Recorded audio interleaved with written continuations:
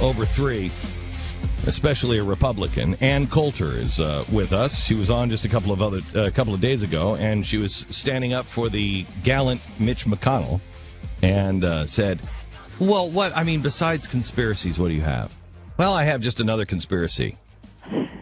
And a $2 billion dam that a liberal senator from California, and you know how much they love dams in California and making sure they dam up the environment.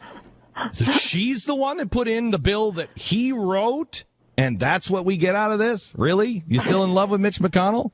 Oh, I knew you were going to fall for this all-new conspiracy theory. Don't do it, Ann. He did not do it. On.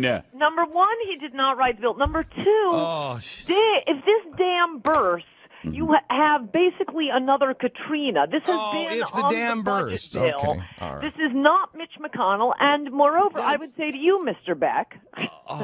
Are you seriously making the case? So wait. Before you go on to something else. No, it's You're related. seriously making the case that Mitch McConnell? This was not He's never political. like that. He's What? not. He's not Bob Torricelli. He's never like that. He was actually not on the. Look, Lamar Alexander just came out and said this has been on the budget for a long time. Oh, and Dianne Feinstein, don't forget her role in this. She was so magnanimous from California. She knew that Kentucky must have this dam. Because you know the senators. She knew it. You know the senators in California. They love to dam up They rivers. love, especially in Kentucky. They love to dam up rivers. Oh, you are such brats. This is not the building of a new dam like filling a hole. This is a dam that exists. Yeah. People downriver from it actually have radios because if that dam bursts and it's about I have a radio too. A police radio. Oh, I see. Oh, because okay. if the dam bursts, the entire town will be flooded. No United States member of Congress. Okay, so all right, so then great. Then so Ann, for the next Katrina, and they will be. Then Ann, let me take it then on face value. My gosh, Mitch McConnell is so callous and such a bad man that these people have radios down at the end of this river, and he didn't give a flying crap enough to actually do anything about it. He didn't write it, as you say. He had nothing to do with it. My gosh! It's in this latest deal. It's been in the budget for a long time. They didn't. And it just happens to come up magically on this day. I think we should reflect on whether it was a good idea or a bad idea for you conspiracy theorists to be pushing Christine O'Donnell in Delaware, Richard Murdoch in Indiana. Wait a minute. What does Christine O'Donnell have to do with it? What does she have to do with it? And you're really Ann Coulter. You're not coming on this program and calling me a conspiracy theorist, are you? Really? Oh, no. Just people like you, but not you, Glenn.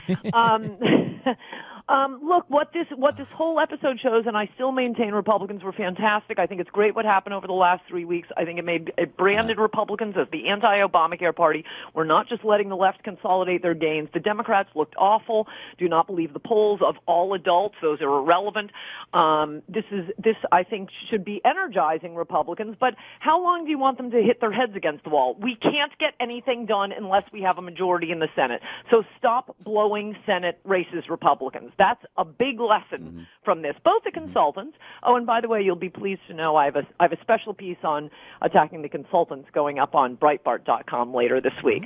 It's a little tribute to you, the non-conspiracy theorist. But and you said on the air the other day, and you can make a very legitimate point when you were talking about blue states and even some purple states if you get the wrong candidate. I'm totally fine with that. But you said on the air you've been waiting for years and years and years and years for people like Mike Lee to step up.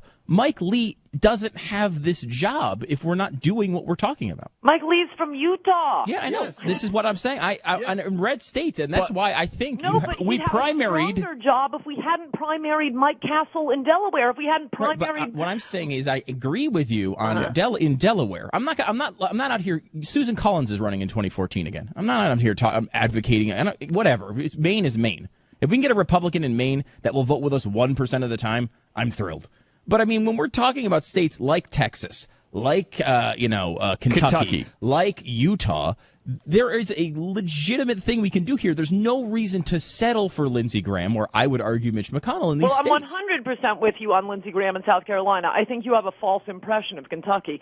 For the past 50 years, they have had almost exclusively Democratic governors. Kentucky is more like Ohio. That is absolutely a state we could lose. I mean, Rand Paul won there fairly easily. And as I pointed out on the show yesterday, how is his voting record different from Mitch McConnell's? Well, we'd have to go by it. We'd have to go over it piece by piece, but I guarantee there's some glaring differences. I can guarantee you that. I mean, if I'm a conspiracy theorist, then Ann Coulter, you're somebody who believes in unicorns and leprechauns.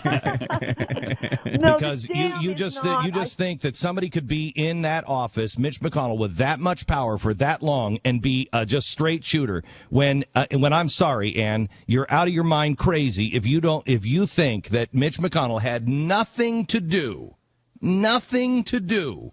with a $2 billion work project in his state. It was Dianne Feinstein. It had nothing to do with that. There was no deals. There's no backroom deals at all. This was just part of the plan. It's been on the bill for a long time.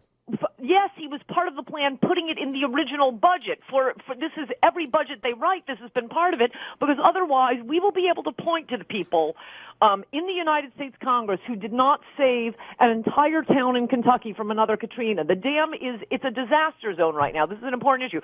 Yes, of course, originally writing the budget last year and the year before, I'm sure Mitch McConnell and many other senators were very involved, as, by the way, was Vitter. You know, you guys probably know this. If you don't, you should get a tape of this.